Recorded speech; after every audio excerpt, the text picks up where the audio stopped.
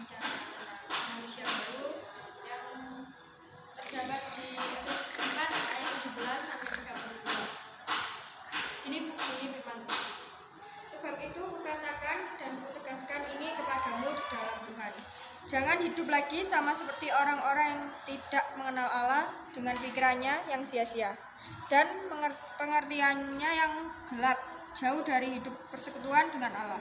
Karena kebodohan yang ada di dalam mereka dan karena kegilaan hati mereka, perasaan mereka telah tumpul, sehingga mereka menyerahkan diri kepada hawa nafsu dan mengerjakan dengan serakah segala macam kecemaran. Tetapi kamu bukan demikian. Kamu telah belajar mengenal Kristus, karena kamu telah mendengar tentang Dia dan menerima pengajaran di dalam Dia menurut kebenaran yang nyata dalam Yesus, yaitu bahwa kamu berhubungan dengan kehidupan kamu yang dahulu harus menanggalkan manusia lama yang menemui kebinasaannya oleh nafsunya yang menyesatkan, supaya kamu dibaharui di dalam roh dan pikiranmu dan mengenakan manusia baru yang telah diciptakan menurut kehendak Allah di dalam kebenaran dan kekudusan yang sesungguhnya. Karena itu buanglah dusta dan berkatalah benar seorang kepada yang lain, karena kita adalah sesama anggota. Apabila kamu menjadi marah, janganlah kamu berbuat dosa.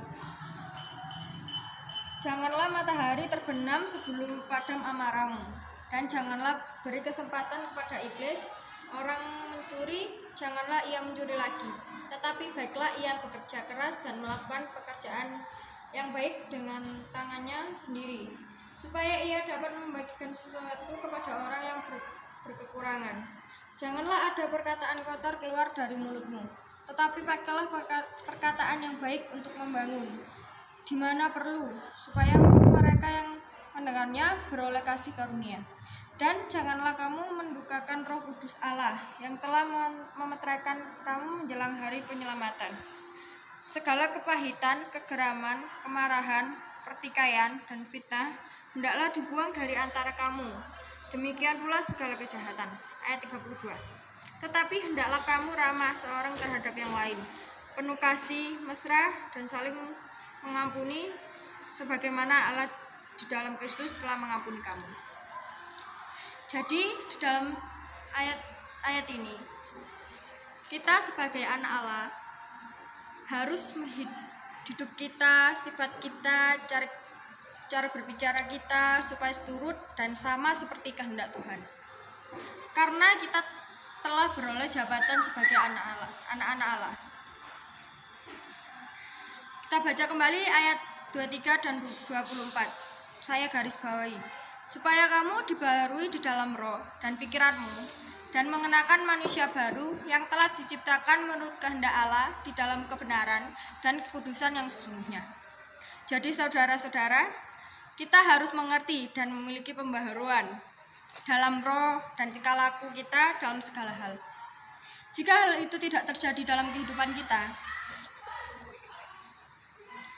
kita sebagai anak Allah maka dapat dikatakan sebagai Kristen KTP atau Kristen tanpa pertobatan, yang hanya julukannya Kristen, tapi cara hidup kita tidak mencerminkan sifat-sifat Allah. Misalnya saja, kita sebagai manusia diibaratkan seperti ular yang berganti kulit.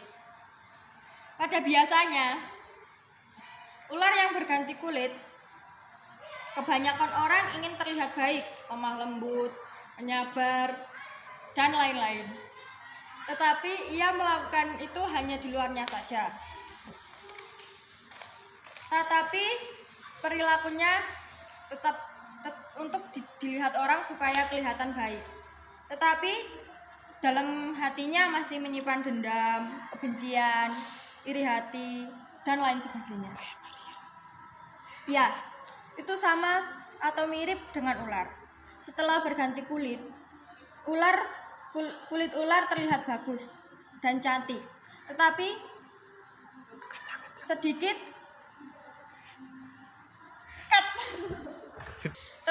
sedikit saja bisa ular yang keluar dari dirinya dapat mematikan seseorang. Tetapi berbeda dengan prajurit yang mengenakan baju sirah atau baju perang. Pada biasanya, jika ingin berperang, musuh pasti sudah tahu prajurit dari manakah dia. Kenapa kok bisa tahu? Karena pada baju sirah tersebut ada tertulis nama kerajaan dari mana ia berasal. Ia mengenakan baju tersebut bertanda ia siap berperang dan mendapatkan kemenangan untuk kerajaannya. Meskipun resiko yang ditanggungnya berat, di dalam setiap orang yang percaya menyebut dirinya anak Allah, ia harus sama seperti prajurit yang membela kebenaran dan melakukan apa yang diperintahkan Allah sebagai komandan kita. Jadi, dalam kehidupan kita harus turut kehendak Allah. Jika kita masih membenci orang, masih iri hati, masih mempunyai kesakitan hati karena dilukai orang, kita masih sama seperti dulu, maka kita harus membuang jauh dari kehidupan kita dan berubah menjadi lebih baik, serta turut kehendak dan firman Allah. Mungkin firman cukup sekian, firman dari saya. Terima kasih. Shalom.